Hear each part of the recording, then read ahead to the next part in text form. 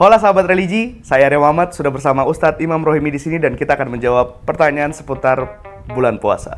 Ini adalah agensi bertanya. Bapak di Kanwil di bidang apa Bapak? Bidang pendidikan Islam, Pendidikan Islam. seksi PD Pontren. Oh, untuk pesantren ya berarti. Pesantren. Berarti boleh lah ini kita Insya Allah. Insya Allah. Oke, kita masuk ke pertanyaan pertama Pak. Bolehkah tidak sholat tarawih? Bolehkah tidak sholat Tarawih. tarawih? Jadi begini, adik-adikku sekalian, bahwa sholat tarawih itu adalah salah satu amalan ibadah yang hanya satu-satunya dilaksanakan di bulan suci Ramadan. Sebagaimana hadis Nabi mengatakan, bulan Ramadan itu adalah bulan yang mulia. Barang siapa melaksanakan ibadah sunnah di dalamnya, maka itu diberi pahala sebagaimana melaksanakan ibadah wajib di luar Ramadan. Melaksanakan ibadah wajib di Ramadan itu dilipat gandakan 70 kali lipatan selain bulan suci Ramadan. Oleh karena itu sangatlah kita itu mungkin rugi ketika seorang muslim bertemu dengan Ramadan yang mulia tapi tidak melaksanakan Ibadah sholat tarawih. Oleh karena itu kita harapkan adik-adikku sekalian, pemuda-pemudi untuk rajin ibadah sholat tarawih. Karena ini adalah kesempatan yang luar biasa Allah berikan kepada kita. Karena hitungannya kayak sholat wajib. Padahal kita melaksanakan sholat sunnah aja. Betul. Jadi boleh tidaknya sih sebenarnya sunnah. Cuma kalau dilakukan lumayan. Karena bulannya cuma satu-satunya amalan ketika bulan Ramadan. Betul. Kayak diskon gitu lah, 11-11. Betul. Apakah menelan ludah sendiri dapat membatalkan puasa? Nah, ini juga sangat asik ini. Menelan ludah sendiri itu apakah membatalkan puasa? Hal-hal yang membatalkan puasa itu diantaranya adalah memasukkan sesuatu ke dalam jauf atau badan kita dalam. Jadi termasuk diantaranya mungkin ada ketika kita berwudu, terus kemudian ada yang nyangkut di Gigi. mulut kita, terus langsung tertelan, otomatis juga batal. Pertanyaannya tadi, kalau kita menelan ludah apakah batal? Selama ludah itu biqadril imkan, yang asli keluar masuk secara alami itu tidak batal. Tapi apalagi dikumpulkan banyak, bikin main-main, telan lagi, itu otomatis batal karena sudah di luar kemudian masuk seperti itu. Jadi intinya kalau ludah secara qadril imkan itu tidak batal. Yang sudah di dalam memang di dalam takdirnya sudah takdirnya seperti itu tidak batal. Tapi kalau dibikin-bikin, nah itu ditambah teh, ditambah gula. Apakah boleh menggunakan obat kumur saat di bulan puasa? Apakah boleh memakai obat kumur? Artinya yang bikin kumur-kumur itu? Ya. Jadi begini beliau, sebagaimana dalam kitab fikih bahwa untuk menjalankan ibadah puasa, terus kemudian hubungannya dengan wudhu ini umpamanya, kita itu ketika mau berwudu kan ada berkumur, al-istinshaq itu menghirup dalam hidung, itu kan? Nah, ini dua-duanya ketika sudah setengah hari atau sudah zuhur, itu hukumnya makruh. Jadi kalau masih pagi itu wudu dengan berkumur diperbolehkan. Akan tapi setelah selesai zuhur, maka itu tidak diperkenankan untuk berkumur lagi. Sehingga apalagi memakai itu obat ataupun itu wudu biasa itu hukumnya makruh. Jadi hukumnya makruh. Sudah mulai makruh ya, Bro. Setelah zuhur. Sebelum zuhur itu masih boleh. Ya, jadi kalau memakai obat kumur pagi. Ya, pagi sebelum zuhur. Apakah push rank seharian ketika puasa pahalanya berkurang? Nih main game pasti maksudnya. Main kita ini. Iya, kita ini. Baik. Main game seharian puasanya. Teman-teman sekalian yang berbahagia, ini pertanyaan yang memang sudah menjadi penyakit buat kita semua. Jadi ketika kita berpuasa mungkin menghindari daripada perasaan lapar dahaga, kemudian kita main. Bolehkah tidak kita seperti itu? Boleh saja. Hukumnya mubah. Akan tetapi perlu kita pahami bahwa Sebagaimana awal kali kita sampaikan, Ramadan itu bulan yang sangat luar biasa mulianya. Betul. Kita melaksanakan ibadah sunnah, hukumnya pahalanya seperti wajib. Ya. Wajib dilipat gandakan sebagaimana 70 kelipatan. Begitu juga dengan amalan-amalan yang mubah lainnya itu diperhitungkan oleh Allah. Sebagaimana tidur, itu juga diberi pahala oleh Allah SWT. Adapun bermain di dalam bulan suci Ramadan, ini perlu kita garis bawahi bahwa apabila cuman main-main sifatnya mubah dan kemudian ini menimbulkan sesuatu yang madorot dalam kehidupan kita, itu bisa jadi akan menghilangkan daripada pahala puasa kita. Kalau jatuh kepada hukum yang seperti itu. Tapi kalau permainan-permainan yang biasa sifatnya untuk menghibur saja, itu artinya menyia-nyiakan waktu. Sehingga sangatlah kita merugi mendapatkan bulan suci Ramadan yang mulia, tapi kita hanya bermain-main saja. Sehingga sangatlah kita itu mungkin merugi. Kenapa waktu itu hanya kita bikin buat main game? Mungkin bisalah kita tilawatul Quran, bisalah kita mungkin sharing-sharing tentang agama dan seterusnya. Walaupun toh memang jangankan kita bermain, tidur saja beribadah, kan? Tetapi sangatlah merugi orang yang menyia-nyiakan waktu bertemu dengan Ramadan yang mulia. Jadi mungkin itu boleh, tapi jangan terlalu seharian lah. Ya, isi sama, sedikit lah. Boleh. Tapi kalau terlalu, apalagi kalau kemudian berlanjut hal yang tidak bagus, itu akan menghilangkan daripada pahala ibadah puasa kita. Ada 5 hal yang akan menghilangkan nilai puasa kita. Di antaranya adalah an-nadhru bisyahwat. Jadi kadang-kadang main HP terus kemudian ada iklannya yang tidak senonoh itu menghilangkan pahala puasa kita. Oleh karena itu perhatikan baik-baik. Betul. Apalagi kalau main game yang kayak gitu tuh biasa emosi. Itu emosinya itu menjadi pengaruh kepada nafsu terhadap nilai ibadah juga. Apakah menangis membatalkan puasa? Kalau menangis yang biasa alami tidak apa-apa. Itu sunatullah memang. Kalau mungkin dalam kondisi gundah tidak apa-apa. Itu sunatullah, tidak masalah. Ini dulu waktu kecil soalnya Pak ada mitos-mitos seperti ini loh Pak. Waktu itu saya pernah SD lagi puasa nangis terus dibilang kok batal ini. Akhirnya saya batal. Itu motivasi dari orang tua kita agar kita tidak seperti itu. Ya. Tidak. Biar strong. Apakah benar setan dikunci saat bulan Ramadan? Betul.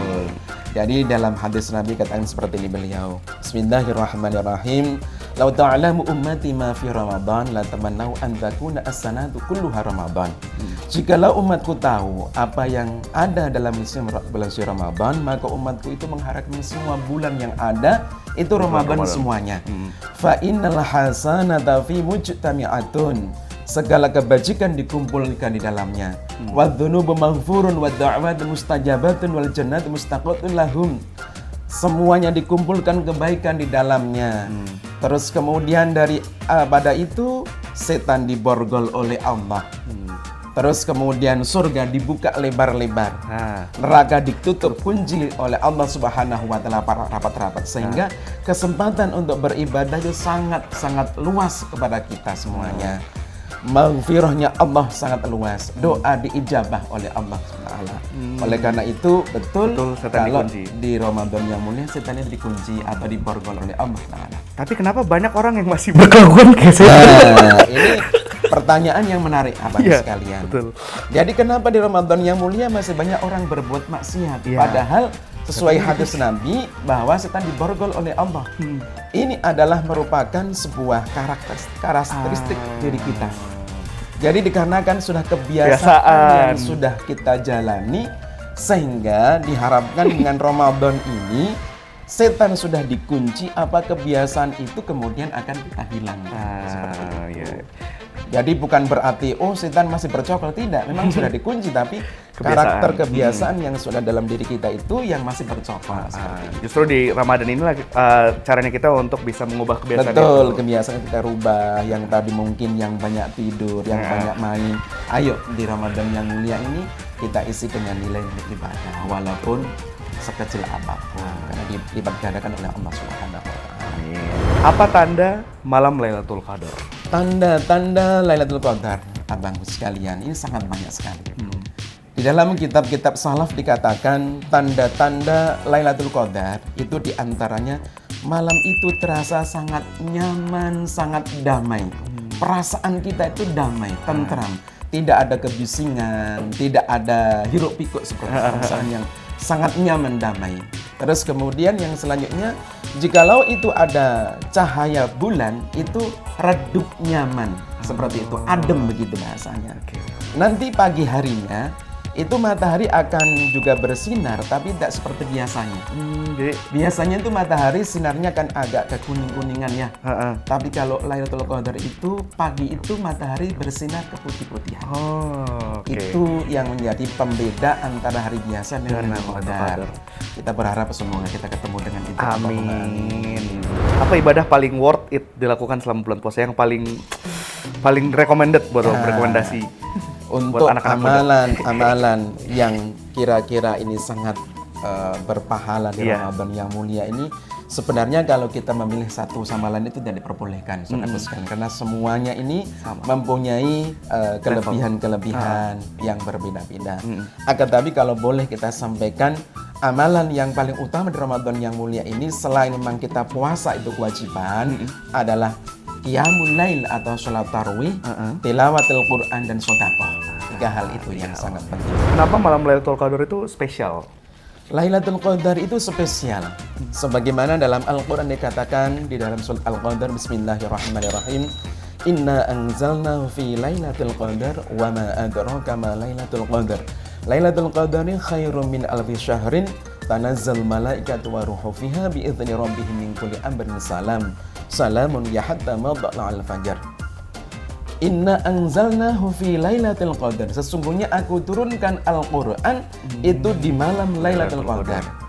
Jadi sebagaimana yang kita pahami Abang, bahwa Al-Qur'an itu turun sebagaimana yang telah kita pahami di dalam sejarah Islam. Itu ada yang mengatakan tanggal 17 Ramadan. Terus dalam Al-Qur'an dikatakan Lailatul Qadar. Ini bagaimana titik temunya? Perlu kita sampaikan bahwa Al-Quran turun dari Lauhul Mahfudz ke bumi atau ke langit dunia ini pada malam Lailatul Qadar. Akan tetapi dari langit bumi kepada Rasulullah ini jatuh pada tanggal 17 Ramadan. Jadi tidak ada perbedaan, hanya mungkin perlu kita pahamkan secara mujmal itu Lauhul Mahfudz kepada langit bumi, langit dunia itu Lailatul Qadar. Turun kepada Rasulullah itu pertama tanggal 17 Ramadan.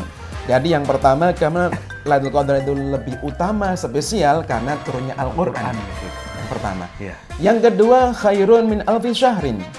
Di dalam Lailatul Qadar itu ada yaitu sebuah kesempatan amalan yang bila mana kita sebagai seorang muslim melaksanakan atau menghidupkan Lailatul Qadar itu diberikan pahala oleh Allah sebagaimana orang melaksanakan amalan 1000 bulan.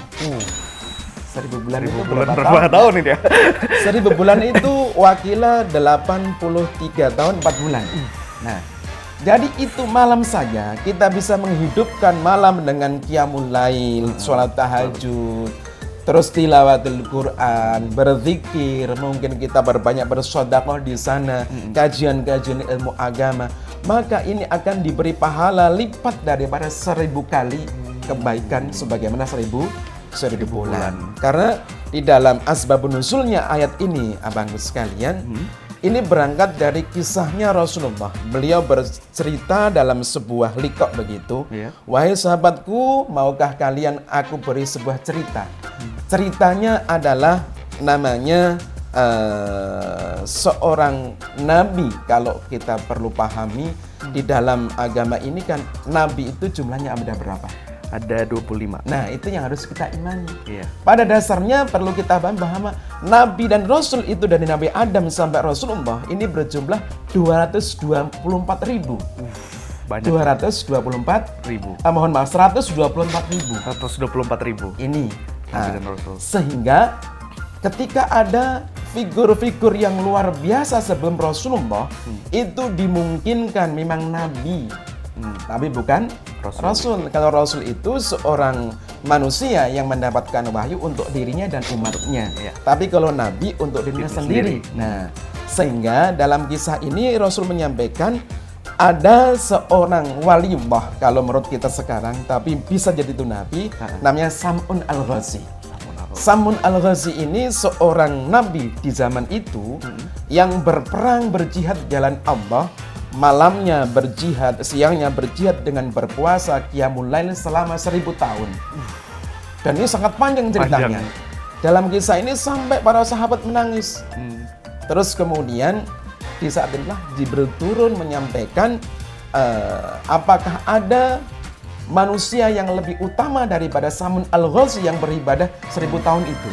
Maka kemudian disampaikan oleh malaikat Jibril dengan turunnya surah Al-Qadar itu, bahwa barang siapa yang memuliakan Lailatul Qadar, maka orang itu diberi pahala lebih daripada Sam'un al-Ghazi 1000 bulan. 1000 bulan.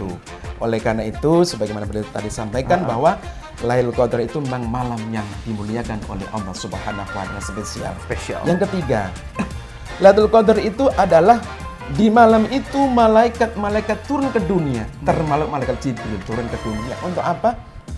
Untuk mengurus manusia. Jadi mohon maaf, ada sebuah qil mengatakan ada manusia itu akan digantikan buku catatan amalnya itu di nisfu Sa'ban. Itu dalam programnya. Akan tapi dalam keputusannya, qadarnya Allah Subhanahu wa taala akan ditentukan di malam Lailatul Qadar. Sehingga malam itu harus kita hidupkan. Pada kita generasi muda ini, malam Lailatul Qadar jangan tidur, jangan banyak bermain. Ayo kita hidupkan malam Lailatul Qadar dengan ibadah-ibadah yang tadi kita sampaikan. Itu dia. Itulah kenapa dia spesial. Banyak kejadian-kejadian mulia di dalamnya. Betul. Dan juga banyak amalan mulia kalau dilakukan berarti 1000 bulan, guys. 1000 bulan pahalanya. Siapa yang bisa beribadah 1000 bulan? Itu sudah 83 tahun. Umur kita aja mungkin cuma 60-an.